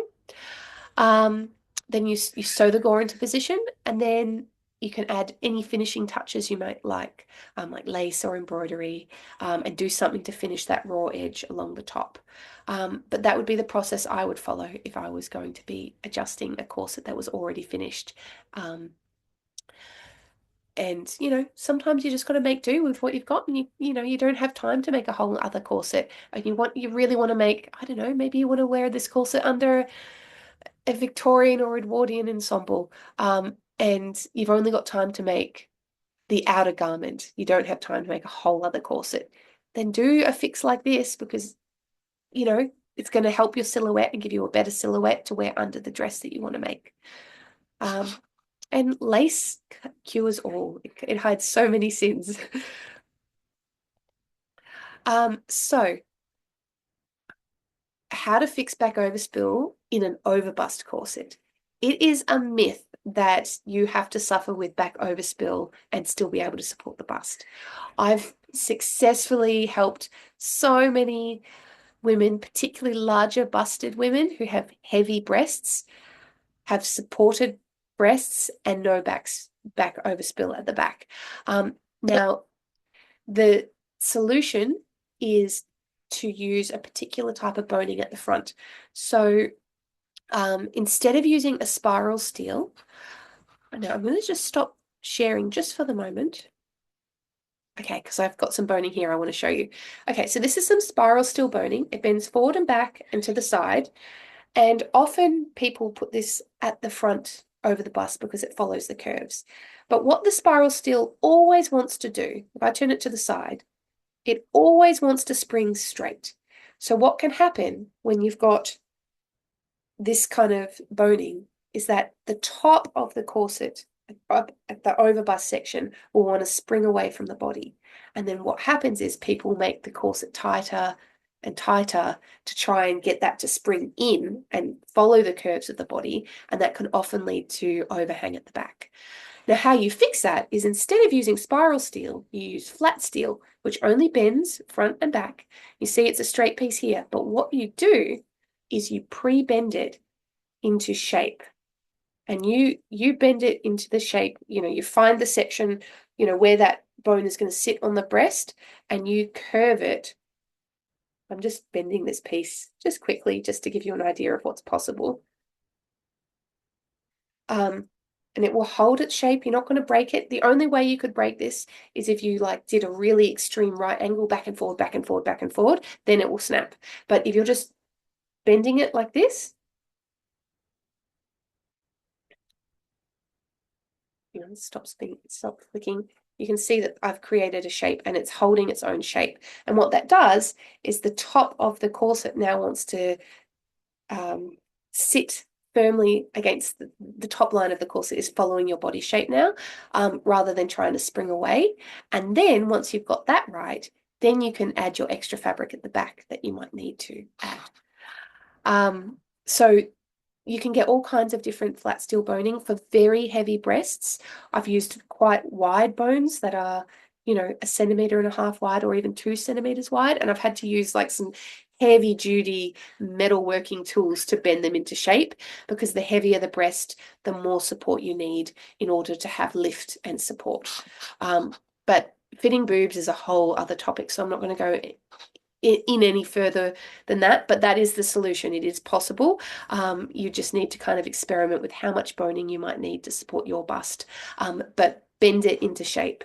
Don't rely on spiral steels. Since I made that change, I've always been able to get a great fit in the bust, regardless of the size of the person's breasts. So I just want to show you a little, very short clip of a bridal corset that I made for a lady who was quite large busted, and I wanted to show you a video rather than a still to show you what is possible. There is no back overhang. The top of the corset is following her body. I think she looks amazing. She felt amazing. This was just her pickup. I didn't make the skirt. It was just some fabric we wedged in. Her mum was making the rest of her outfit, and they just commissioned me to make the corset. But it is entirely possible to have an overbust corset that fits at the back and the front. So if you are on now, the final bit of instruction that I wanted to share with you today, we're just at 90 minutes now. I'm sorry, I'm going to go a little bit over, but this is the last bit I wanted to teach, and then I'll open for questions at the end as promised. We'll just go a little bit over time.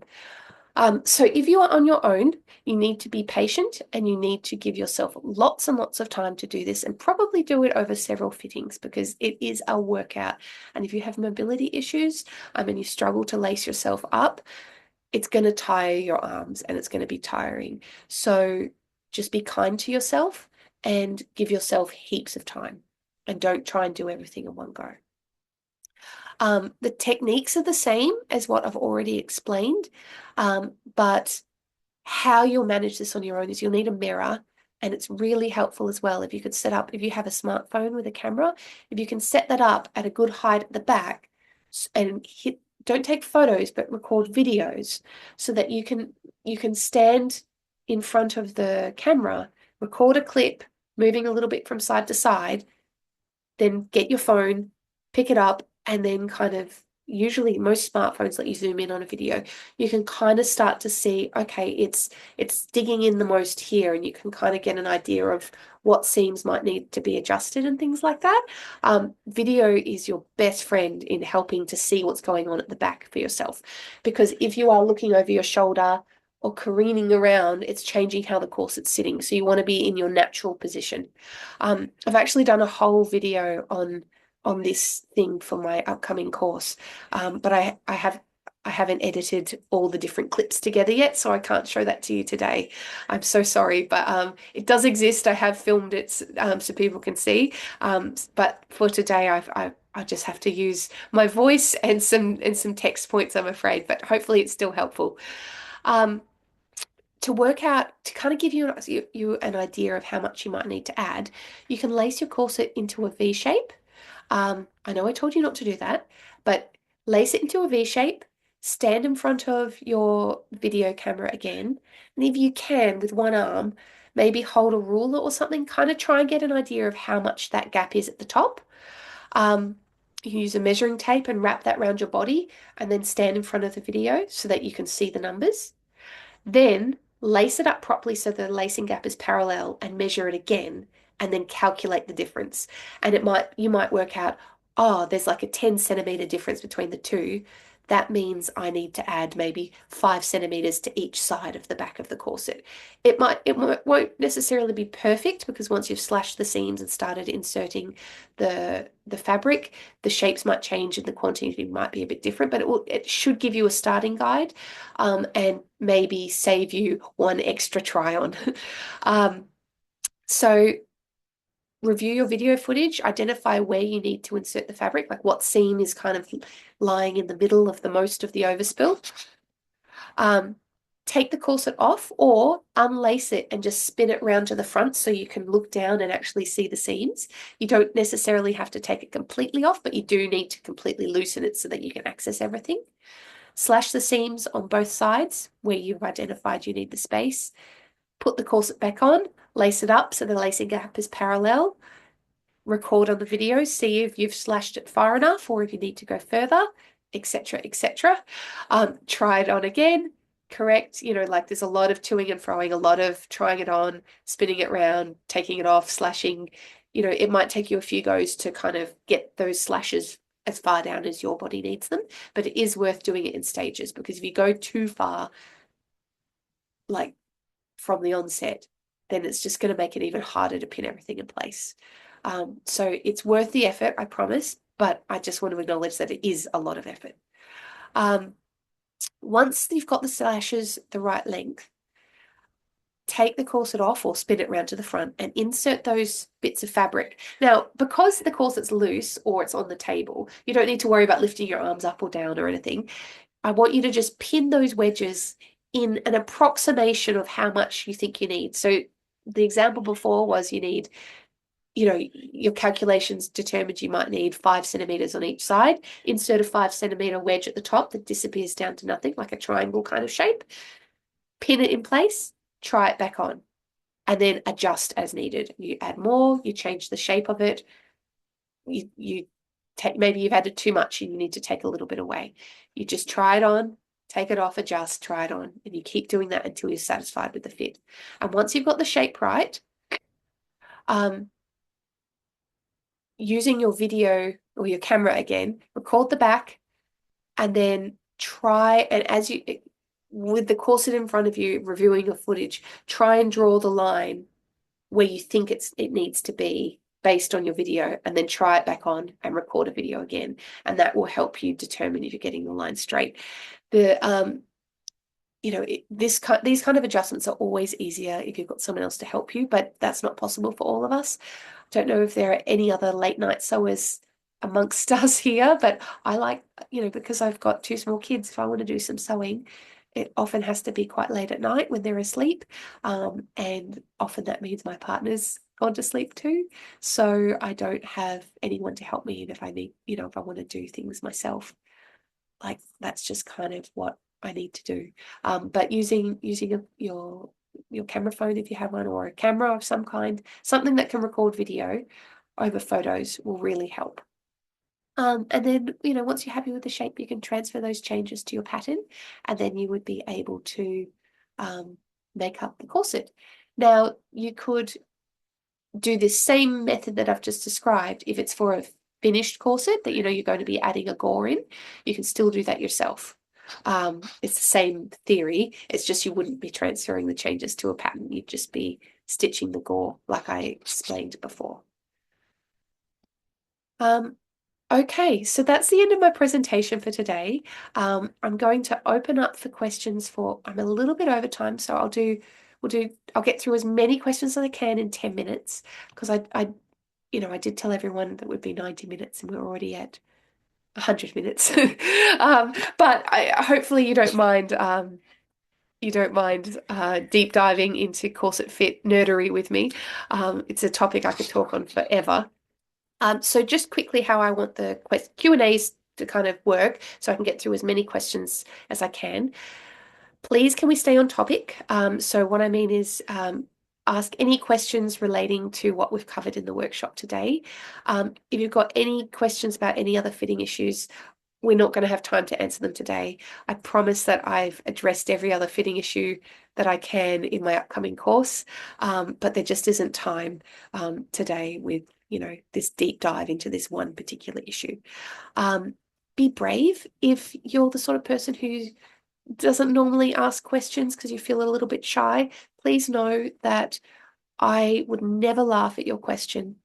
No one else who is here is going to laugh at you because chances are, if you've thought of the question, someone else has the same question, but maybe they don't have the confidence to ask it. So if you don't want to ask it verbally or on camera, type it out. Be brave for everyone else because your questions will help everyone. I know sometimes that helps me if I'm feeling a bit nervous in a classroom environment, for example, where I'm like, oh, I don't want to say anything. I don't want to look silly. I'm just like, no, this is probably going to help other people as well as me. So I'm just gonna ask. There's no such thing as silly questions.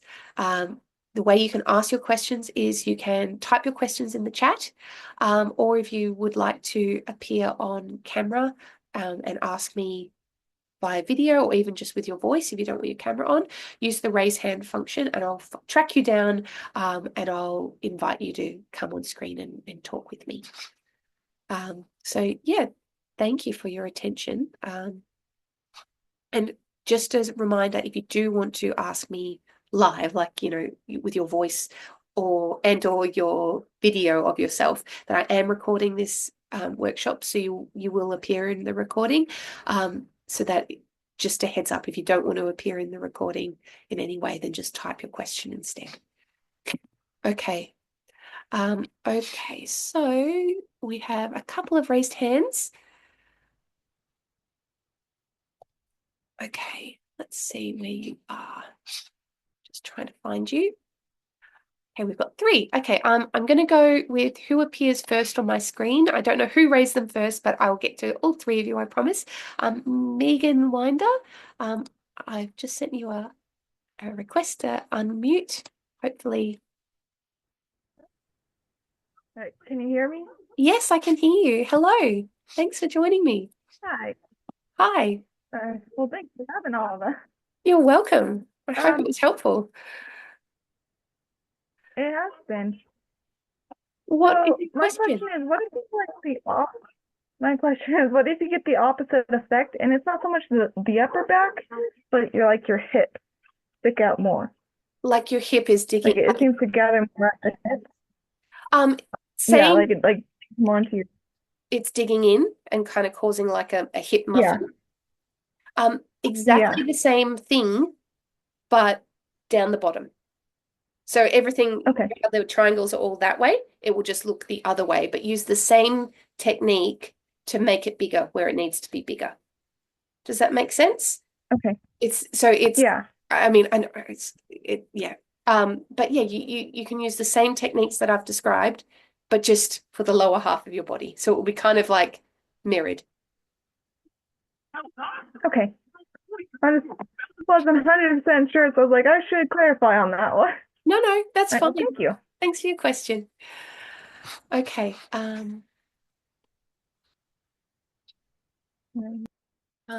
Okay, so the next person is Karia. I'm sorry if I've mispronounced your name, but you are very welcome to ask your.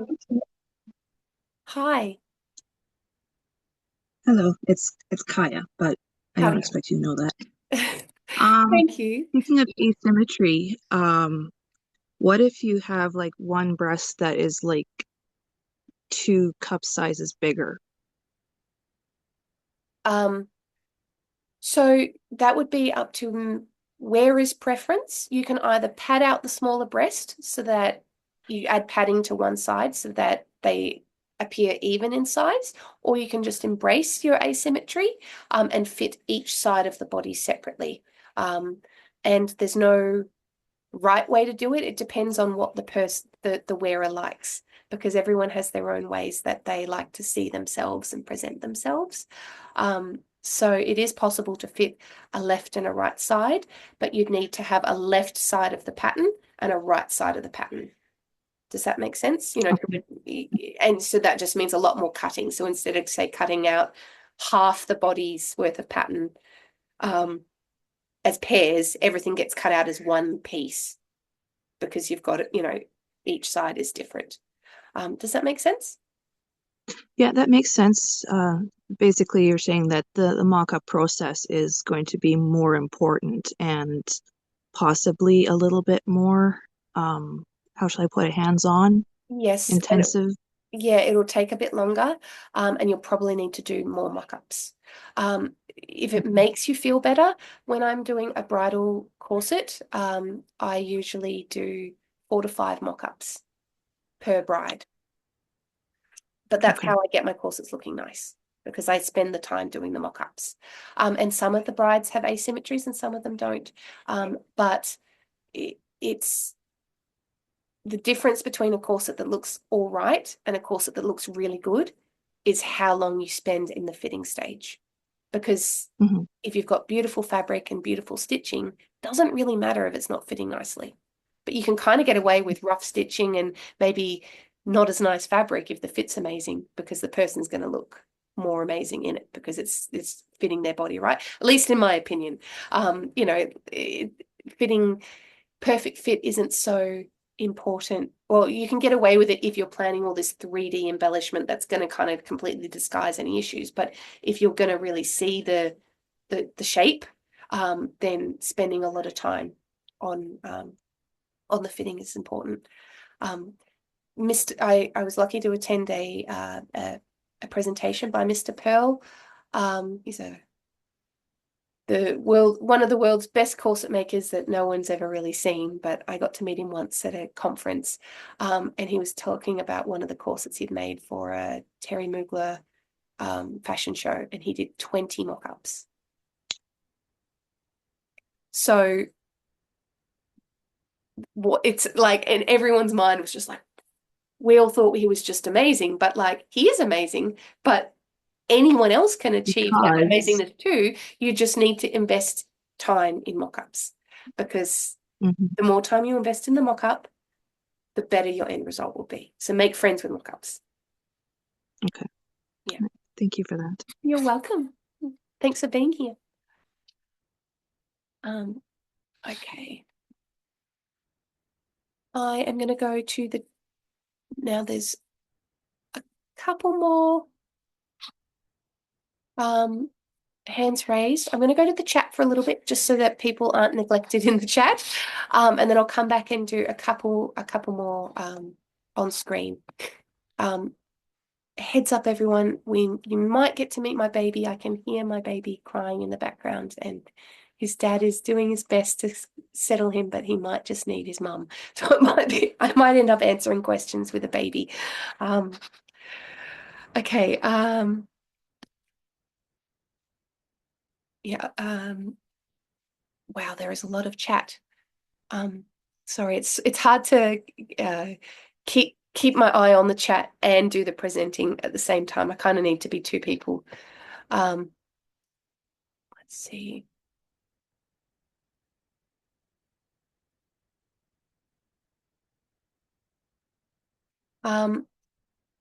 Someone said, how can you tell if a corset needs to be longer? Not necessarily to mask a bra. I would say, generally speaking, the longer, the more of your torso a corset will follow, will cover, the more supportive it will be and the smoother the corset is going to sit under clothing. Generally, the shorter the corset, the more chances of there being non-smooth lines showing through if you were wearing this underneath something. For example, like a little cincher might dig in more than, say, a corset that goes quite far up your back. So if a bra's not causing any problems and it's not actually digging in and it's just about the look of it, I would say that's a subjective choice as to what you think looks nice, because that at that point it's becoming a style line question rather than a fitting question. So if it's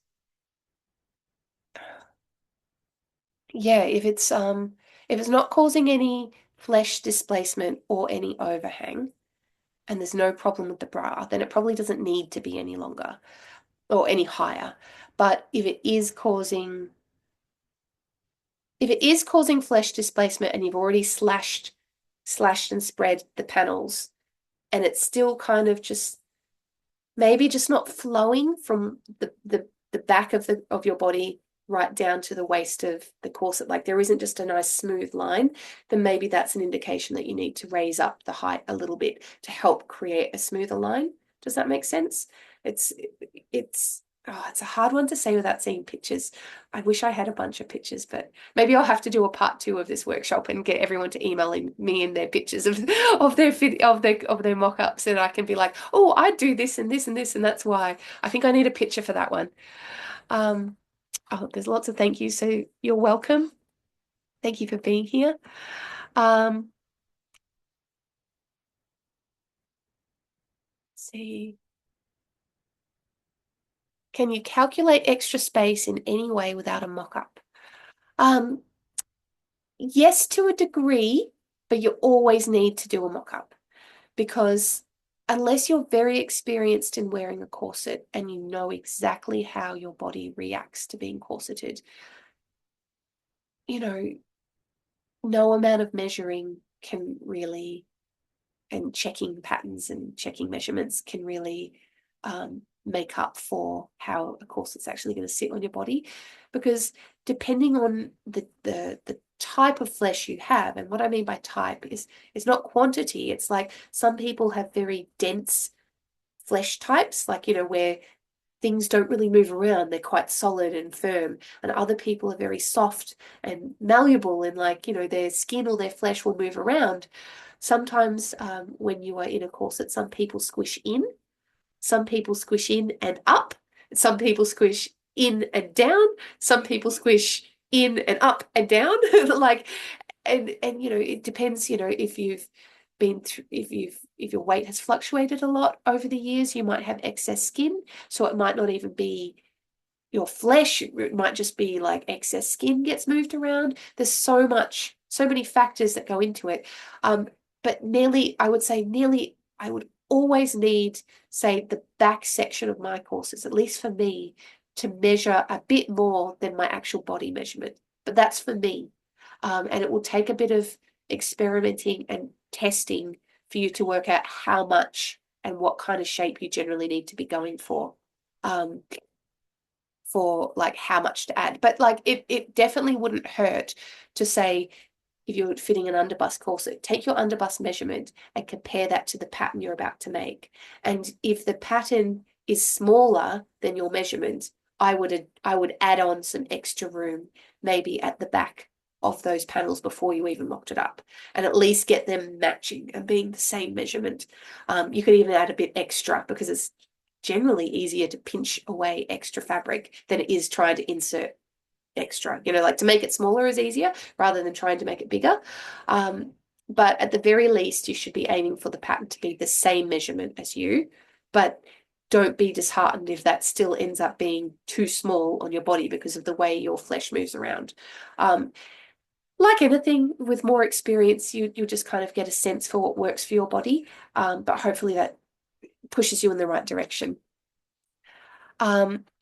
So Constance asked, should I ever sit down while fitting to see if the overspill happens then versus only standing? Yes, that's a really good idea. Generally speaking, upper back spill, I haven't noticed so much of a difference of sitting or standing, but it's always helpful to kind of move around. Have the mock-up on or the corset on for maybe a good half an hour before you start doing a fitting, because that gives your body time to settle into the mock-up and adjust. And then you're able to, when you're doing the adjustments, you know that your body's kind of like relaxed into the corset and you're adjusting to how your corset will actually be sitting on you. Michelle asks, how can you tell if the overspill is related to the corset not being for your body shape? I'm not sure if this is the right way to phrase this since I have yet to make my first corset. So do you remember those pictures I shared at the start, or kind of about partway through, of that person just trying on a corset straight out of the packet and it gave her like full on kind of like sausage roll at the top of the corset? There was a lot that needed to happen to get that to fit. She would have to slash and spread probably in multiple places and raise it up. And it was just such a huge change that needed to happen. When it's that kind of major change, like major kind of problem, I would say maybe look at a different pattern, and maybe ask around and be like, hey, this is my body type. This is what happened with this pattern. Does anyone know of any other patterns that might, who has a similar body type to me? Do you have a pattern that has worked better as a better starting point? Because any pattern, no matter how badly it fits at the start, can be adjusted to fit you, right? It's just how many adjustments you want to do. If you don't have the funds to invest in another pattern, then I would work with the pattern you have, but you'll probably need to do more mock-ups. But just know that no matter how closely your measurements might match the size chart of a pattern, chances are you're going to need to do some adjustments to it. It would be so rare that it fits you perfectly straight off the pattern. That's just how corsets are, because they interact with the body in a different way. How do you decide where the line goes when you split the insert piece? I just try and keep that line as straight as I can, kind of straight up from the waist up. If you want it to be at a different angle, you can. There's nothing to stop you doing that. But I like my bones to be quite vertical, because I find that provides the best amount of tension on the corset and helps prevent as many wrinkles as possible, which is why I like it to be as vertical as possible.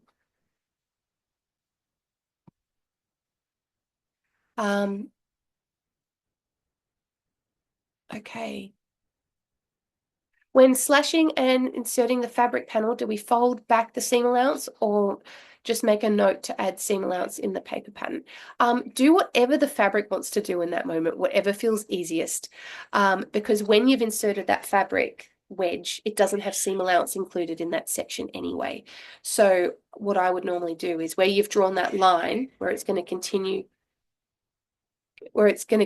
to the seam, you'd need to cut that and separate it. And then you'd need to add seam allowance anyway, kind of in between where that line is. So it doesn't matter if the bit that you've pinned that extra fabric to has seam allowance kind of folded back or flat, because it's not going to affect the change. Does that make sense? Okay, we are nearly half an hour over. So I will do, I've got time for 2 more questions, and I'm gonna come to the people with their hands raised. I'm sorry I can't get to all the questions, but we've gone a bit over today, and I can hear my baby in the background crying for milk. So I am gonna have to wrap up. But Tony, would you like to ask your question? Thank you very much. Can you hear me? Yes, I can hear you. Hello. Perfect. Hello. I'm gonna keep my video off because the That's fine. angle It's of the totally camera fine. would I not be understand. flattering. My question is, what would you suggest doing multiple slashes to spread the size of the, not gore, but the insert? Or would you suggest to keep the slashes to a lower number and make the difference bigger? I would say the second. I would try and keep it to just one adjustment. Usually the culprit, like usually the overspill issues happen kind of at the side of the back for most people. Not everyone, but most people. And so usually if there's a seam around that area, you can fix that issue just by slashing that one seam.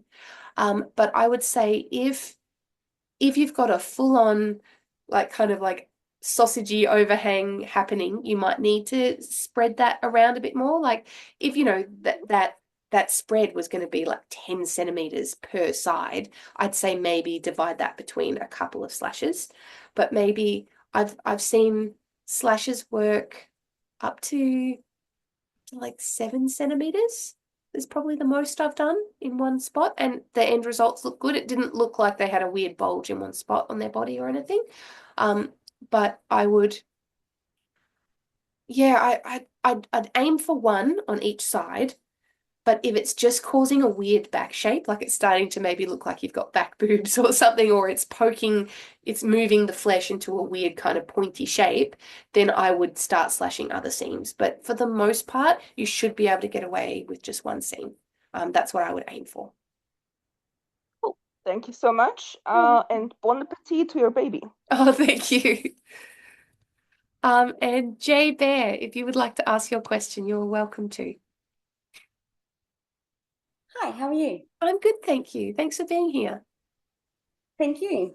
I was just wondering, I've found out that I prefer a cupped rib in my corset, and I've been doing a few different tries to kind of make everything fit, but I found it's just making it a bit weird at the top. I was just wondering, is it the same kind of thing that you taught before? It's the same thing, and you just keep adding and taking away to make it fit?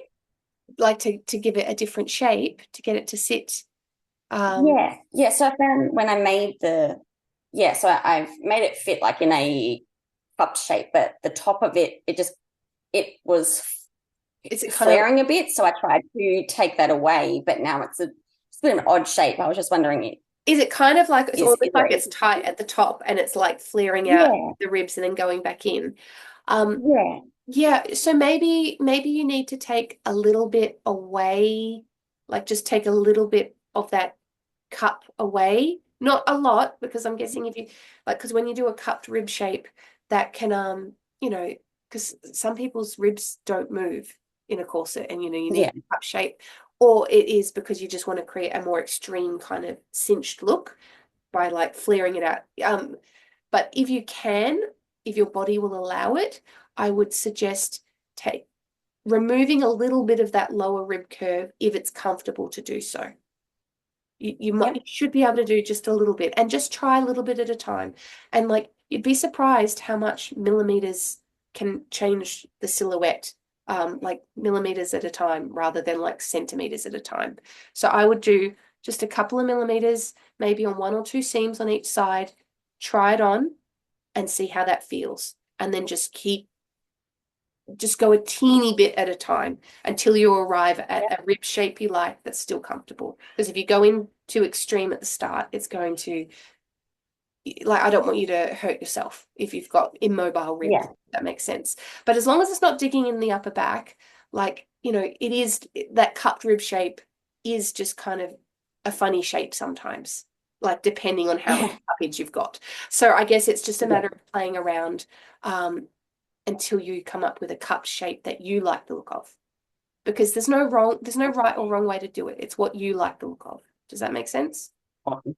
Yes, it does. Yeah. Thanks very much. Yeah, you're very welcome. Okay, everyone. I am going to have to wrap up for the day.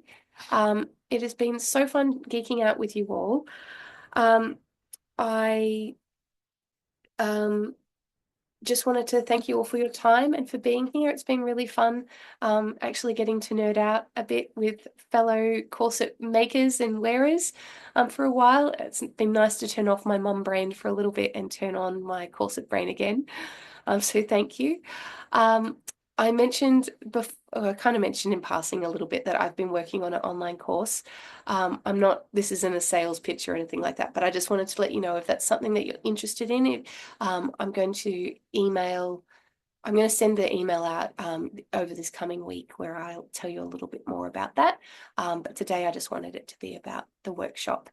But yeah, if you enjoy my style of teaching and my style of deep diving into full-on corset nerdery, then do keep an eye out for an upcoming email where I'll tell you a little bit more about the course that I've been working on for the last 5 years, off and on over 5 years, but I've been pouring my heart and soul into it, and I'm pretty excited with how it's shaping up. And yeah, but thank you so much for today. I will make sure I get this recording up as soon as I can, and I'll email that out to you as well. So if you want to watch it again, you can.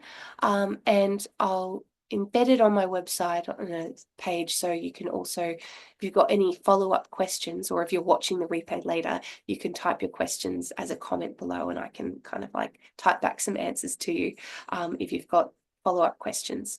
But yeah, I hope this was helpful. Thank you all so much for being here. It's been lovely talking with you, and sharing my Sunday morning with you all.